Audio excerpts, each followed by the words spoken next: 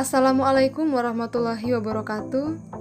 Perkenalkan, nama saya Vinia Pibrinia, perwakilan dari kelompok KKN 46 Universitas Mula Warman tahun 2020 yang ditempatkan di Kecamatan Lojenan Ilir, Kota Samarinda, yang beranggotakan 7 orang.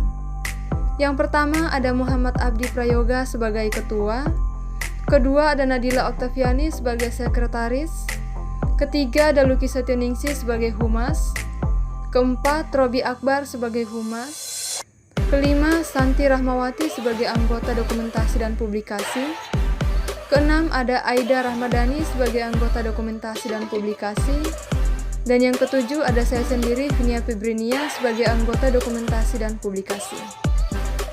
Dalam video ini saya akan membahas tentang istilah baru-baru ini yang sering kita dengar, yaitu adaptasi kebiasaan baru. Kita sering mendengar ada istilah baru yang digaungkan pemerintah, yaitu adaptasi kebiasaan baru. Beberapa bulan yang lalu kita mendengar kata new normal, tapi sekarang diganti menjadi adaptasi kebiasaan baru karena pemerintah melihat kita telah salah mengartikan kata new normal. Kita jadi merasa ini bahwa keadaan new normal sudah aman. Padahal kenyataannya, COVID-19 ini masih merajalela. Pemerintah memprediksi akhir tahun ini kemungkinan vaksin baru akan ditemukan, atau bahkan belum sama sekali. Lantas, bagaimanakah sikap kita sementara vaksin COVID-19 ini belum ditemukan? Pemerintah menilai masyarakat masih dapat beraktivitas di tengah-tengah pandemi seperti sekarang ini, namun dengan syarat harus menaati protokol kesehatan yang ada. Dapat beraktivitas namun harus mengikuti protokol kesehatan.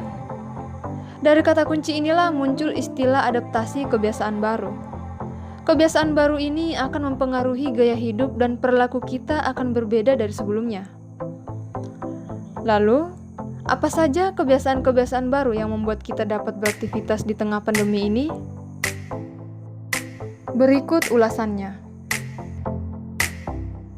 Memulai kebiasaan baru. Kebiasaan baru untuk hidup lebih sehat harus terus-menerus dilakukan di masyarakat dan di setiap individu, sehingga menjadi norma sosial dan norma individu baru dalam kehidupan sehari-hari. Bila kebiasaan baru tidak dilakukan secara disiplin atau hanya dilakukan oleh sekelompok orang saja, maka hal ini bisa menjadi ancaman wabah gelombang kedua.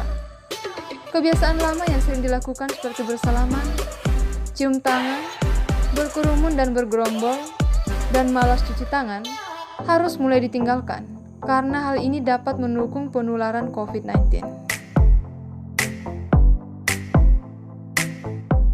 Di mana dan apa? Kita dituntut untuk mampu mengadaptasi atau menyesuaikan kebiasaan baru dimanapun kita berada, seperti di rumah, di kantor, di sekolah, di tempat ibadah, dan juga di tempat-tempat umum seperti terminal, pasar, dan juga mal. Diharapkan dengan seringnya menerapkan kebiasaan baru dimanapun, akan semakin mudah dan cepat menjadi norma individu dan norma masyarakat. Dengan demikian, kita bisa bekerja, belajar, beribadah, dan beraktivitas lainnya dengan aman, sehat, dan produktif. Adaptasi kebiasaan baru yang dimaksud adalah: yang pertama, sering mencuci tangan dengan menggunakan sabun. Yang kedua, selalu memakai masker ketika berada di luar rumah. Yang ketiga, selalu menjaga jarak. Yang keempat, istirahat cukup dan rajin berolahraga. Yang kelima, makan makanan bergizi seimbang.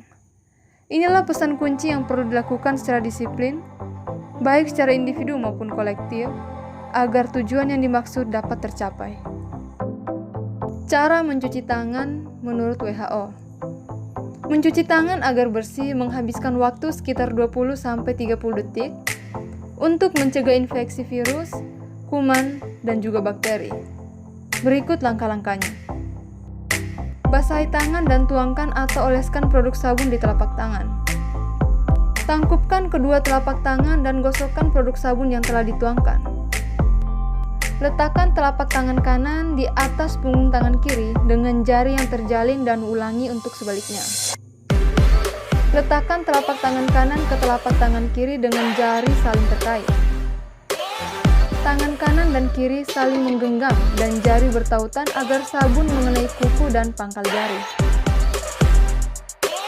Gosok ibu jari kiri dengan menggunakan tangan kanan dan begitupun sebaliknya. Gosokkan jari-jari tangan kanan yang tergenggam di telapak tangan kiri dan begitu juga sebaliknya.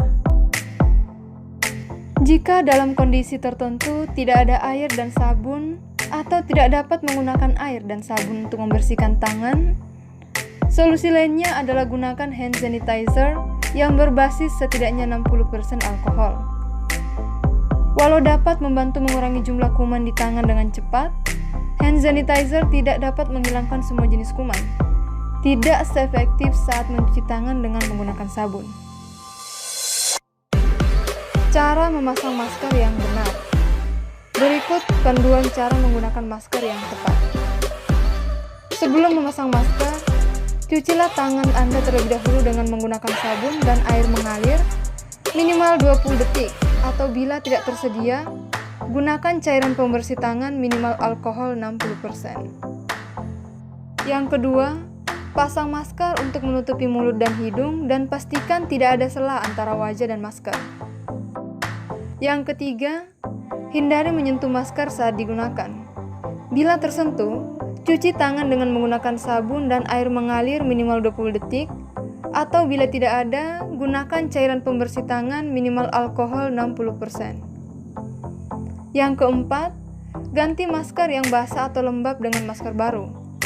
Masker medis hanya boleh digunakan satu kali saja, sedangkan masker kain dapat digunakan berulang kali.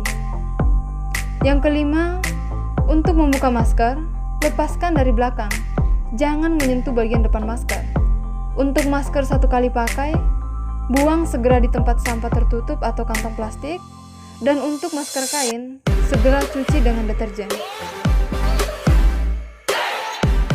Melakukan hal yang baru bukanlah suatu hal yang sulit jika telah dibiasakan.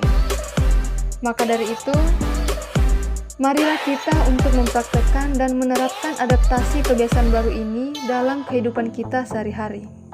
Sekian yang dapat saya sampaikan sebagai perwakilan dari kelompok KKN 46 Kelurahan Harapan Baru. Apabila dalam video ini terdapat kesalahan, kami mohon maaf yang sebesar-besarnya. Akhir kata kami ucapkan terima kasih telah menonton video ini. Assalamualaikum warahmatullahi wabarakatuh. Sampai jumpa di video berikutnya.